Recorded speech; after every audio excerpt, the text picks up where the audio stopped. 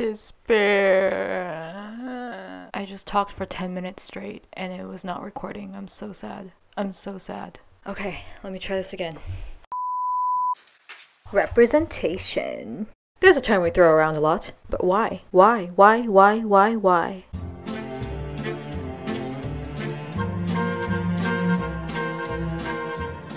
Welcome back, and today we'll be tackling something that might be a little controversial, but it's a thought that literally just ran into my head. Hello, thought. Looking back on my own work and realized this is not an opinion that I have seen so far on the interwebs. And that is the matter of representation both on screen and in literature. Now, for the purposes of this video, I'm going to be talking specifically about ethnic, racial, and cultural representation. I know there are other kinds of representation out there, but for me, that is mainly what I've been focusing on in my own writing as I'm writing my autobiographical piece, especially cultural identity. That's something that's huge for me. That is something that I wrestle with personally a lot. Now, just to give a little background as to why I'm talking about this even in the first place. For those of you who don't know, I am both a writer and an actor in some sense. I study acting and I've done that in the past a lot. And so my perspective really comes from the creator as well as the consumer side. I like to call myself an artist in this overarching umbrella term in terms of what art is, you know, not just visual art, but any sort of creative work. That is something that I'm going to talk about in another video, but not today. In terms of this specific topic, representation is a very big thing right now, as most of us who live under this social media rock know. And when it's done well, a comment that I'll see by people a lot is that, oh, I feel so seen and heard, and I feel like I'm seeing myself on the screen or in this book, and I really feel like my cultural or ethnic identity is represented here. Like, I feel this empathy, this connection, and I'm so happy that they put someone who looks like me on the screen as a lead role or as a love interest. I've never really felt that. I've actually never sought that out in terms of like my consuming, and that's coming from someone who thinks about her cultural identity a lot. I enjoy a lot of things like British period dramas, crime shows, and I genuinely just think I enjoy seeing things from a lot of different kinds of cultural backgrounds that have essentially nothing to do with me. And so I've never felt this burning urge to be like, I need to see myself on screen or in books, or like, why is there no story about me or my life or about being Korean, etc., etc. And now, of course, there's stories about being Korean everywhere. Korean stories, I feel like, are actually heavily oversaturating the market right now, which is why I feel hesitant even writing something about my life being Korean. I'm going to take someone's eye out. Not to mention just being Asian overall, that's a huge market at the moment. Being someone who has been actively reaching out to both literary agents slash publishers, as well as being kind of behind the scenes in this like film acting industry, representation it's important. And it's big. It's just something that's never personally connected for me, and I wanted to explore why that might be. Now, there might be a couple of factors for this. Not to say that any of them are root causes. As we all love to say, correlation does not equal causation. But some of the factors that I can think of is that I grew up in a predominantly white neighborhood. All of the media, the literature I consumed growing up in my adolescent years was about not Korean people. I'm sure you watched all those videos or heard things about how whiteness was considered like the norm. When you read something, you just kind of automatically assume that those characters might be white. There's a video about the Hunger Games about this. Now, I'm not here to say that diversity and representation in media and literature is bad. First of all, it's not bad, it's great. And I'm definitely not here to say that it should start going in the other direction and say they should just stop representing different kinds of people. That's not what I'm saying at all. But it's never something that occurred to me until it started getting really big. Let me just show you a few examples. This is Seventh Heaven, and I own every single DVD of every season of this show. There are 11 seasons, and I have watched all of them, beginning to the end, more than once. I used to love this show as a kid. Now, looking back, I wouldn't endorse this as like the best show ever, but I did relate with it a lot, and there's a ton of characters. Like, every episode has new characters, so there's always a new story to explore, and just the family dynamics and the relationships. As much as there was like bad acting in this, there was also some pretty strong acting as well. And this story is literally about a 7-kid white family living in California. It's a pastor's kid's family, so there are Christian themes, which I think is what resonated with me. Now, looking back at it, I can't really say that everything in this aligns with what I believe, but I really enjoyed it. It was entertaining. You know, just as a consumer, I'm gonna be honest with you. I'm gonna be completely honest here. I look for entertainment value. I look for good story, good characters, good plot line, things that excite me, make me want to go to the next episode. And I don't really equate that with diversity. When I see diversity and I notice it, I'm like, wow, that's really good. They've done a good job. Doesn't necessarily make me inclined to watch it more. Now, this might be a little dangerous to say. I don't want all these big name producers or whatever. Why do I even expect those people to watch my videos? I'm just saying, like, I don't want to create this trend on YouTube of, oh, like, diversity doesn't matter. I don't want to go there, please. But I do think that it's true that representation for the sake of representation cannot trump good story and characters. If you don't have those two factors, no matter how much diversity and representation you have, no matter how accurate the cultural representation is, I'm still not going to enjoy it. Fiction is largely for entertainment, not for education. I'll give you an example in literature as well.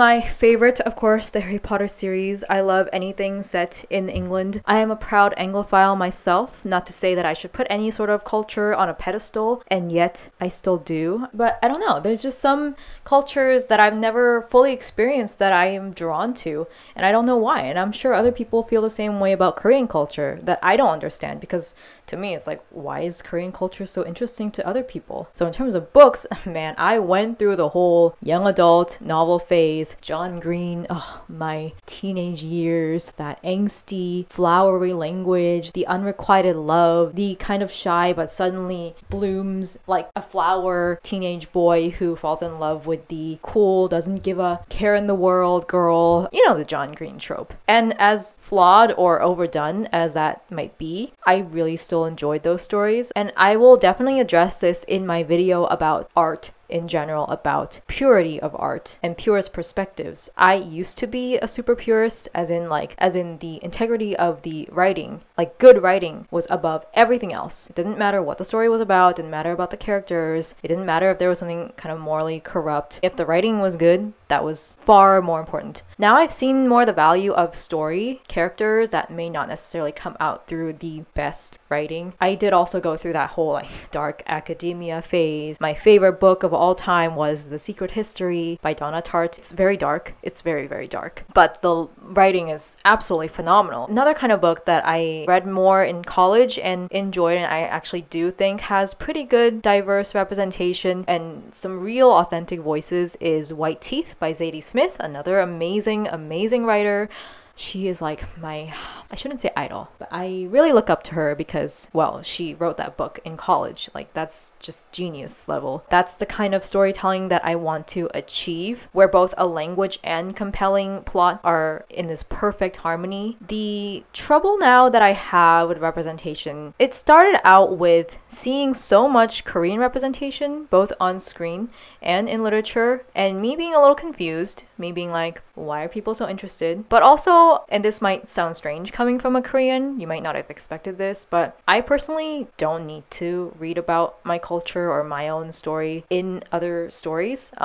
Living it out on my own is fine for me. And actually, maybe this is because I'm a writer. You know, I can write about it, but because I think about it already so much in my life, it's like I don't really want to enjoy that as entertainment. I would much rather explore or learn about other cultures, and it's fine for me if there are no Koreans in a story. But where I can understand the importance of representation is actually from an actor's perspective. I've tried to break into this industry myself. Just the idea that I could potentially now play Elizabeth from Pride and Prejudice, whom I love. She's funny, she's witty, she's amazing. As someone who is Asian, that's pretty cool. Not saying that's likely to happen, but with shows like Bridgerton or the musical Hamilton, although Hamilton is 100% way more up there, I have no reason to enjoy American history, and I never did until Hamilton. But Hamilton made me like, wow, this guy is kind of messed up but kind of cool, and I love this story, and I actually kind of care about what happened in America in the 1800s now. So being able to connect with these stories and people that I never would have otherwise if I didn't engage in these stories that had nothing to do with me, I always enjoy. Now, I don't think everyone will feel the same way. I I'm sure for a lot of people growing up, it was really hard not to see themselves represented in media and literature. And so I understand now the value of me as a writer exploring those things and really getting in touch with those personal details. And I'm trying to be as honest as I can in this autobiographical piece about my experiences, honest in both my feelings, but also how I might have unintentionally harmed others with my way of thought, with my stereotypes, with my internal biases. Like, I'm trying to put all that out there on the page, because even as I learned so much about different cultures and met different people and ate their food or listened to their music or watched their movies, I know that doesn't mean that I fully understand what it's like to be them. I guess I just made this video to kind of rant, but also to open the discussion for others. I don't know if there are people out there who feel like I do. As a writer, I am very sensitive, and I have to stay very sensitive to what I'm writing, especially when I'm representing different cultures. There is a lot of diversity in this current book, and that is intentional but also not, because the whole point of this book and this story is about the different cultures that I have had contact with. I think that's where it's good. I think that's when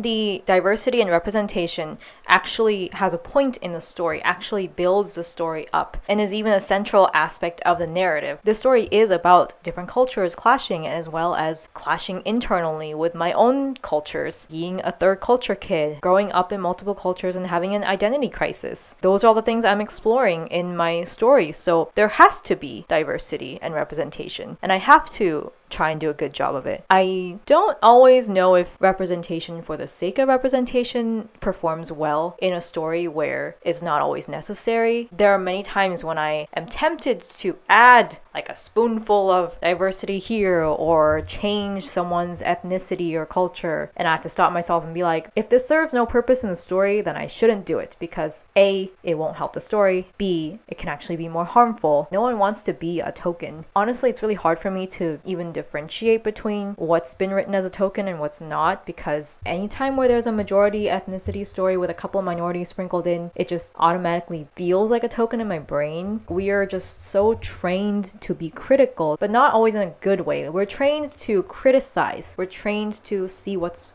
wrong. We're just so prone to overthink everything. I overthink everything about whether it's right or wrong, good or bad, to even be watching or reading something. And it's really tiring, and it takes away the joy of all of it. As a writer, as an actor, I understand that representation is important and I want to do the best job of it, but I also don't want it to be a crutch or a tool to make my work more popular. I would much rather stick to an honest story. Another factor that might play in is my bilingualism and translation. I understand Korean. I also know when I've tried to translate things from Korean into English, it is, guys, they're very different languages with very different cultural nuances, and a lot of the times I get frustrated with myself because some things it just sounds so much better in Korean, and I wish everyone could understand it as it is in the original language. And I'm sure you guys might have felt this with watching Korean dramas or movies, and it still amazes me how much like Korean media resonates with people who don't understand the language. When I see the subtitles, I'm like, I mean, this is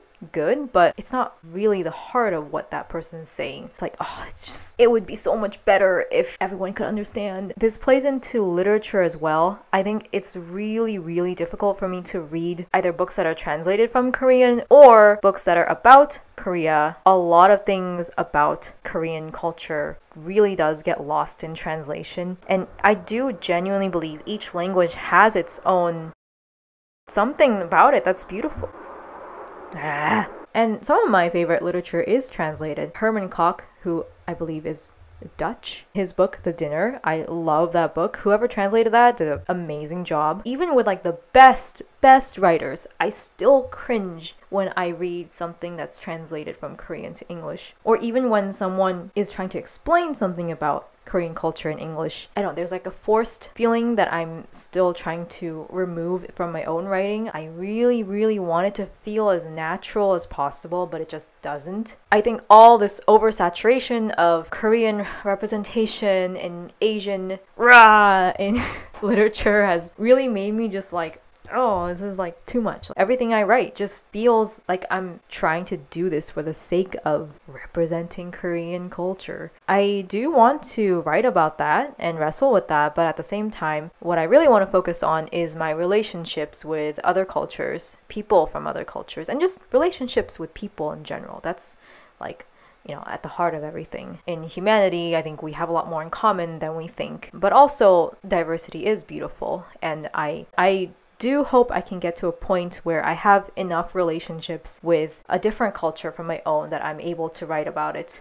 Not saying, you know, there are beliefs that you should only write about what you know, as in like your own culture, and that you shouldn't try and tread in that dangerous water of misrepresenting another culture. But there are genuinely some cultures that I feel like I have this sort of kindred spirit with. Those are the cultures that I grew up kind of side by side with, like Persian culture in Vancouver, or the Arab culture when I was living in Abu Dhabi, or Indian culture, South African culture. And these just come from the relationships I had with those people that made me want to learn more, because they're my friends. I don't want to stick with my own bubble, and I certainly don't want to just write about being Korean. And yes, a writer's protagonists are usually a bit of themselves, but that doesn't mean they're always gonna be like me ethnically. So that's just kind of like a very future forewarning to all of my future readers out there, if my book ever gets published. Anyways, I've talked a lot, my mouth is dry, I'm gonna go drink some water and probably think more about this, and then overthink and wish that I had said more, but I just physically cannot talk anymore right now. So yeah, I hope this made you think about something.